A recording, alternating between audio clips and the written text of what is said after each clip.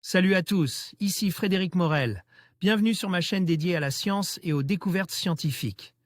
Si vous êtes passionné par l'exploration de notre univers et les avancées scientifiques, pensez à vous abonner. Aujourd'hui, on plonge dans un sujet fascinant qui repousse les limites de notre compréhension. Bonjour à Allons-y. tous, dans cette vidéo, je vais aborder un sujet qui mérite notre attention, les essais nucléaires français et leurs conséquences.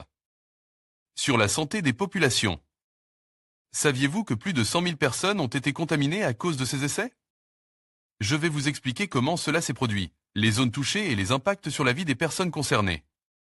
Restez avec moi pour découvrir cette réalité souvent méconnue et comprendre les enjeux qui en découlent. Pendant 30 ans, la France a mené des essais nucléaires en Polynésie française. Et selon un récent rapport non officiel, elle aurait largement sous-estimé l'impact de ces essais sur la population locale. Il y a quelques jours, les remontées de poussière de sable du Sahara et la radioactivité résiduelle qu'elle transportait venaient nous rappeler la douloureuse période durant laquelle la France menait des essais nucléaires.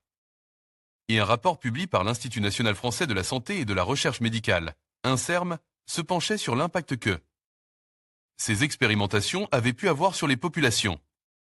Ce rapport de l'INSERM concluait, les rares études épidémiologiques sur la Polynésie française ne mettent pas en évidence d'impact majeur des retombées des essais nucléaires sur la santé des populations. Il notait toutefois une augmentation du risque de cancer de la thyroïde ou du risque de mortalité par hémopathie maligne. Mais jugeait les résultats des études menées à ce sujet insuffisants pour conclure de façon solide sur les liens entre l'exposition au rayonnement ionisant issu des retombées des essais nucléaires atmosphériques en Polynésie française et l'occurrence de ces pathologies. Les experts de l'INSERM reconnaissaient toutefois qu'ils ne pouvaient pas non plus exclure l'existence de conséquences sanitaires qui seraient passées inaperçues jusqu'à présent. Ils appelaient à d'autres études qui pourraient évaluer les conséquences sanitaires des retombées des essais nucléaires en Polynésie française. Avec un nouveau rapport, non officiel, publié aujourd'hui, c'est peut-être chose faite. Mais sa conclusion est toute différente. Selon les scientifiques qui y ont travaillé, la quasi-totalité de la population polynésienne de l'époque aurait été touchée. 30 ans d'essais nucléaires en Polynésie. Rappelons que c'est en 1966 que la France a lancé sa première série d'essais nucléaires sur les atolls polynésiens de Mururoa et de Fangatofa. Un programme qui a duré 30 ans et vu l'explosion de près de 200 bombes nucléaires. 193, très exactement. Dont 46 essais atmosphériques qui se sont étalés jusqu'en 1974. Pendant 2 ans, des chercheurs et des journalistes ont analysé quelques 2000 pages de documents d'archives gouvernementales et militaires déclassifiés depuis. Ils ont aussi enquête auprès d'habitants et d'anciens militaires et scientifiques sur place. Toutes les informations recueillies ont servi à alimenter une modélisation 3D des retombées radioactives, tout particulièrement de 3 essais nucléaires clés, nom de code Aldebaran 1966, Encelade 1971 et Centaure 1974. Et leur conclusion fait froid dans le dodo, 110 000 personnes auraient été impactées. Ce document produit par l'État français en 1966 décrit les effets et les mesures de protection en cas d'explosion nucléaire. Minute Pape, Wikipédia, CCBYSA 4.0 vers une avalanche de demandes d'indemnisation? Un rapport confidentiel ferait ainsi état d'un cluster de cancer de la thyroïde dans les îles Gambier. Justement à l'endroit où les retombées de l'essai Aldebaran ont été les plus lourdes. De quoi laisser peu de doute sur le rôle des rayonnements ionisants reçus par la population. Les cancers de la gorge et du poumon, les leucémies, les lymphomes et autres infections osseuses et musculaires seraient également répandues sur les îles de Polynésie française. Et plusieurs milliers de militaires et de personnes impliquées dans les tests auraient développé depuis au moins une forme de cancer. Le saviez-vous? Pour estimer la dose de rayonnement reçue par les habitants, les chercheurs ont travaillé sur des échantillons recueillis à l'époque par l'armée. Ils y ont inclus la contamination par le nuage atomique, par la poussière au sol, par l'inhalation de particules contaminées ou encore par la consommation d'eau contaminée. De quoi, généralement, donner des différences significatives avec les chiffres officiels. Entre 1971 et 1974, des tests sur des armes plus puissantes encore ont libéré d'énormes nuages de particules radioactives transportées par le vent vers des habitants qui n'ont jamais été prévenus des risques. L'essai de nom de code Centaure, réalisé en juillet 1974, aurait en fait, à lui seul, exposé 110 000 personnes à des doses de rayonnement supérieur à 1 millisievert, MSV, la dose admissible à une indemnisation si la personne a ensuite contracté l'un des 23 cancers reconnus comme résultant des radiations et environ 11 000 à des doses de 5 MSV. La faute à un champignon atomique qui s'est élevé moins haut que prévu, 5200 mètres au lieu de près de 9000 mètres, et qui ne s'est pas éloigné dans la direction attendue. Au lieu de se disperser au-dessus du Pacifique, il est parti droit sur Tahiti. À ce jour, seulement 454 personnes ont obtenu une compensation du gouvernement français, dont à peine 63 civils non engagés dans l'armée ou comme prestataires de services.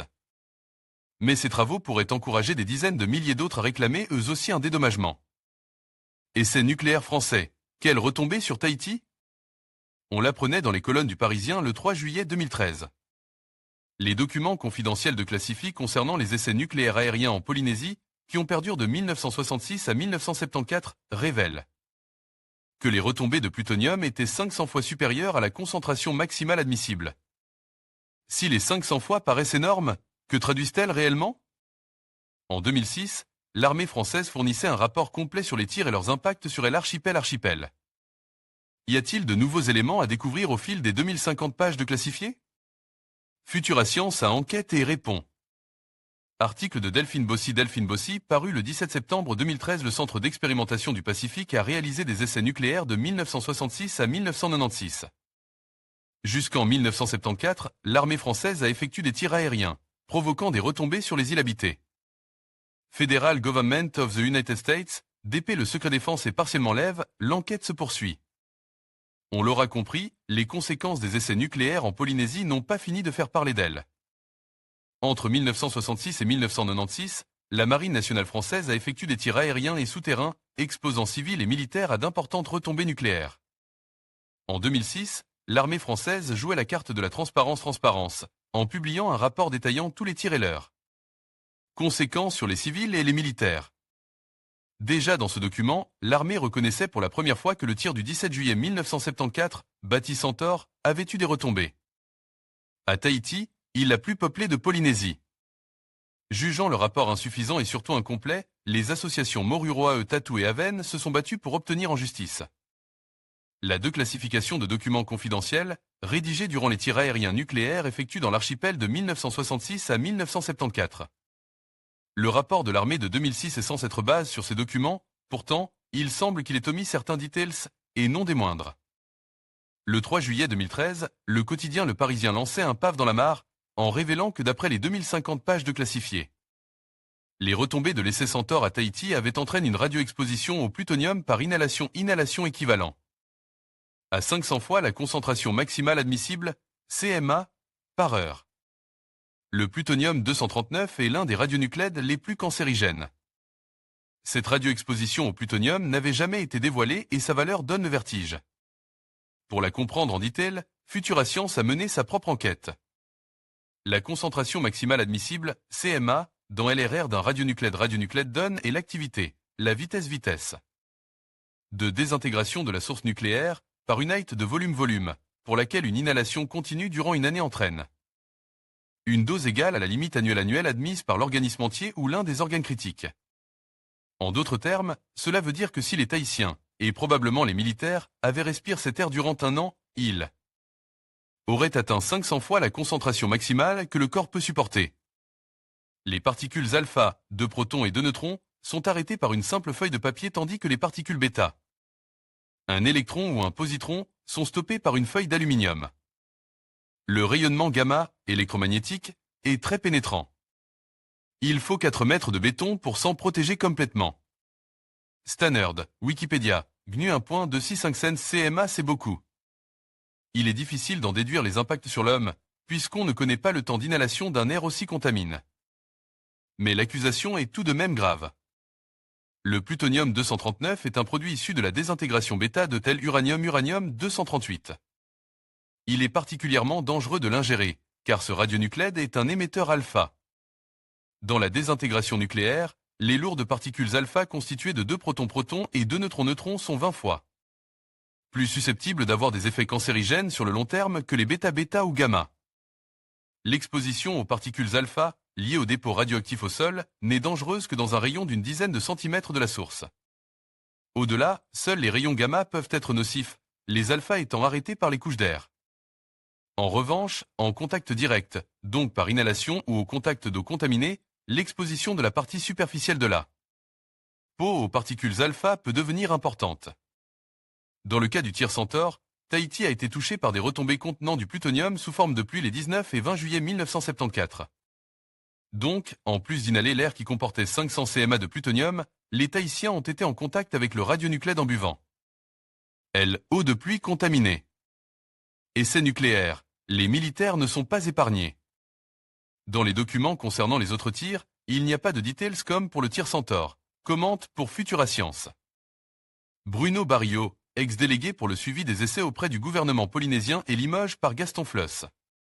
Cela veut dire qu'ils ne nous ont pas donné tout ce qu'ils avaient, mais c'est probable que dans d'autres documents il y ait des informations plus précises. Il avait fallu attendre 2006 pour que l'armée française avoue que le tir Centaure avait généré des retombées sur Tahiti. Or, les autorités françaises n'avaient encore jamais mentionné de retombées de plutonium. Les 2050 pages de classifiés sont encore à l'étude. Mais on peut d'ores et déjà ajouter que ces documents identifient 149 retombées supplémentaires à celles déjà mentionnées dans le rapport de l'armée française de 2006. Parmi ces retombées, 26 bâtiments de la marine ont été touchés. Seuls 26 ont été identifiés dans les documents, mais il y avait à peu près une centaine de navires de la marine nationale sur la zone.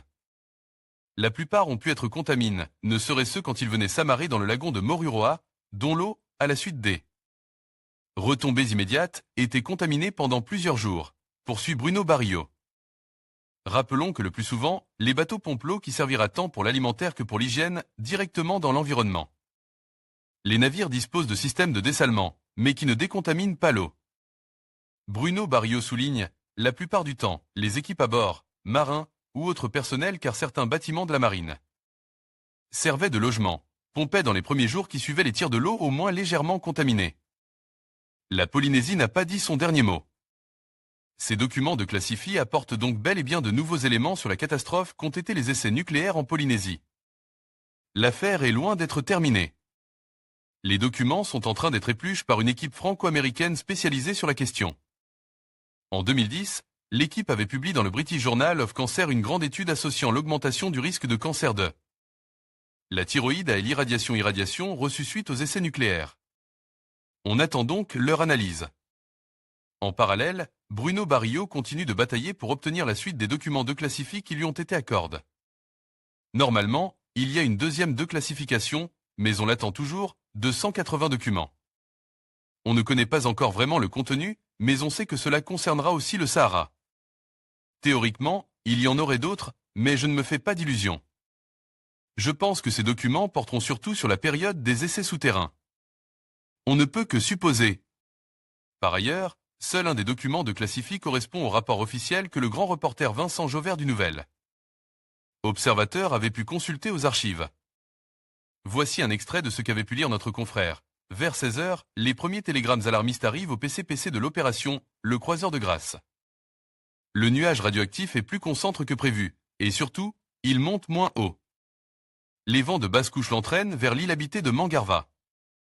À 23 h, il n'y a plus de doute. Une dépêche du responsable de la sécurité de Mangarva indique, ministre informe radioactivité non négligeable. Stop. Contamination au sol. Stop. Demande consigne pour décontamination et nourriture. Stop. Où sont donc pas ces documents? Les essais nucléaires en Polynésie, mais aussi au Sahara n'ont certainement pas fini de faire parler d'eux. En conclusion, les essais nucléaires français ont eu des conséquences dévastatrices, touchant plus de 100 000 personnes et laissant des séquelles durables sur la santé et l'environnement. Il est essentiel de reconnaître ces impacts pour rendre justice aux victimes et éviter que de telles tragédies ne se reproduisent à l'avenir. La transparence et la responsabilité doivent guider nos actions pour garantir un avenir plus sûr et plus respectueux des droits humains. Merci de votre attention.